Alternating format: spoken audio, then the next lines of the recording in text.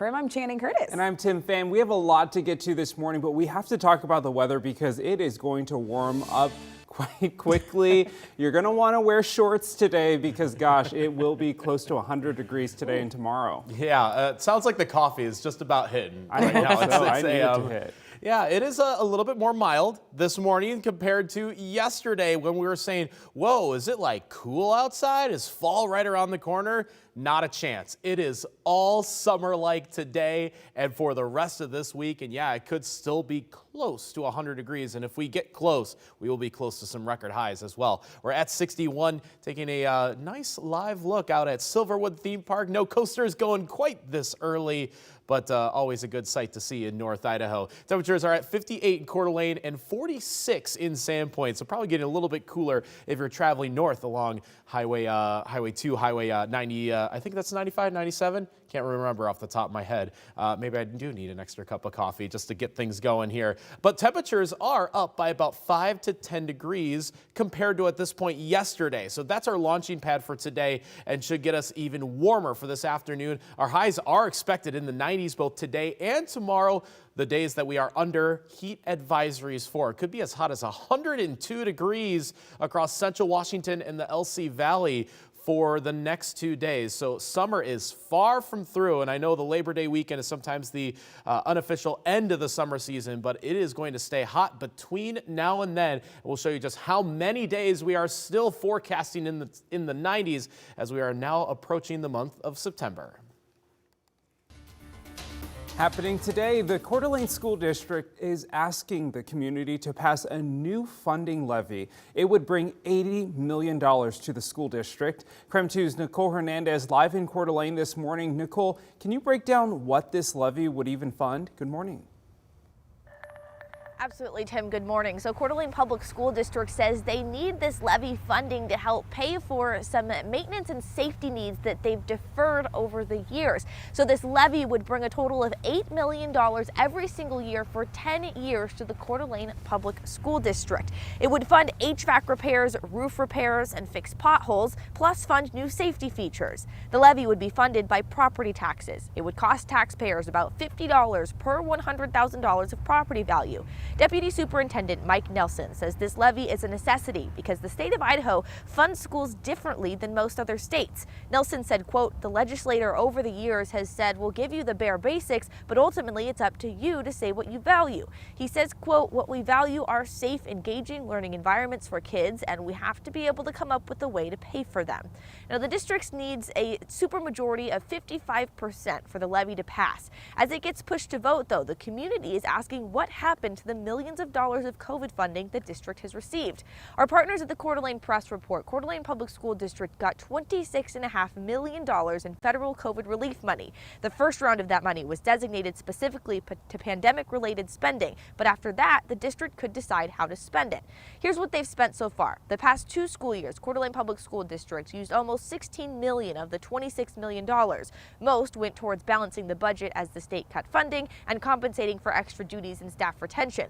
The last $10 million the district can decide how to use over the next 2 school years. The district, though, says that COVID funding is not enough to sustain them over the next decade. They say over the next 10 years, they project that the projects that they need to get done will cost over $100 million.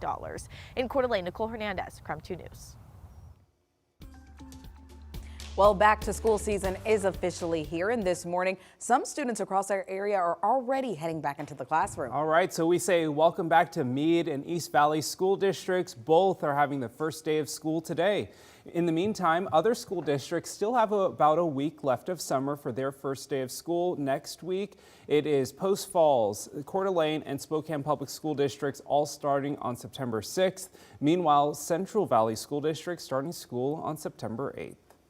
Now, while the fall semester is getting started for many, some teachers aren't heading back into their classrooms just yet. In just a few hours, teachers in the Kent School District continue their strike for the 4th day amid contract negotiations between the union and the school district. Classes were originally set to start last Thursday. The Kent School Board met last night to discuss a resolution to potentially bring a lawsuit against the Kent Education Association, and that is the teachers union there. Teachers are asking for higher pay and more manageable class sizes in their negotiations. We're taking a stand to do what's right for our students. I want to serve my students. I teach multilingual students, and I know how much my students miss school. They want to learn. The school board's resolution did not pass last night. Previously, the district called the strike unlawful and that says the union is breaching its contract. Both sides say they are still working on negotiations. Seattle Public Schools is also in contract negotiations with their teachers union. That deadline is tomorrow. Overnight, Spokane Regional Health District Administrator Amelia Clark has agreed to never serve as the organization's administrative officer again. Now, Clark was expected to appear at a hearing next month to determine if she broke the law when she fired Public Health Officer Dr. Bob Lutz back in 2020. Now, the state board agreed to dismiss that case if Clark agreed not to serve at the health district ever again.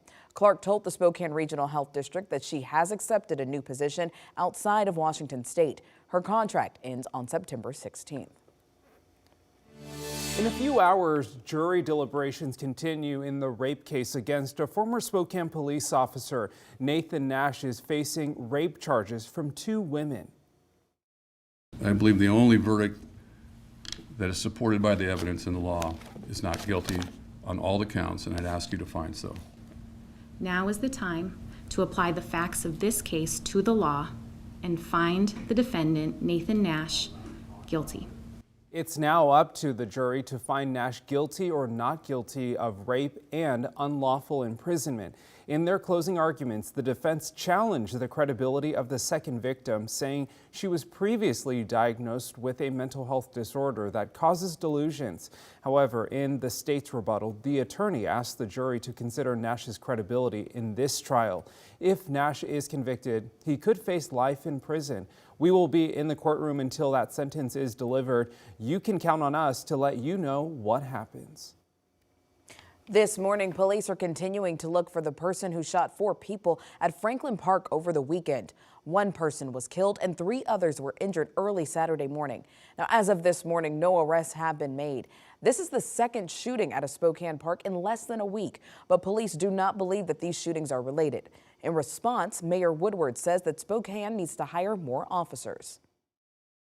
I'm supporting hiring 60 to 70 more police officers so we can see that type of police work that could hopefully prevent these types of things from happening. But when it comes to crime in general, we have a great police department. Now, we also asked the mayor how much hiring these additional officers would cost and just how the city would pay for it.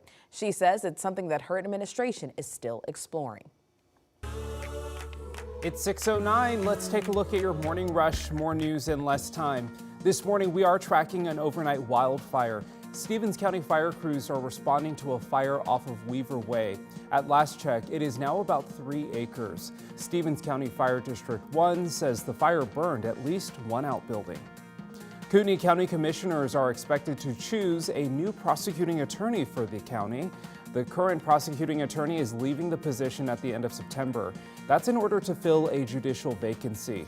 The new prosecuting attorney is expected to be chosen at a special meeting tomorrow. In Idaho, a prosecuting attorney must be at least 21 years old, licensed to practice law in Idaho, and a U.S. citizen. A former commander of the Air National Guard took his final flight by seaplane over the weekend. Retired Colonel Bruce Lauderdale commanded an air refueling wing in 1983, and on Saturday he was honored on his last flight. This final flight is a military tradition in which air crew members are hosed down with water by their friends and family after completing their final flight. And at the end of this flight, airmen from Team Fairchild surprised him with a final salute to thank him for his service. And we do thank him for his service. And that's a look at your morning rush.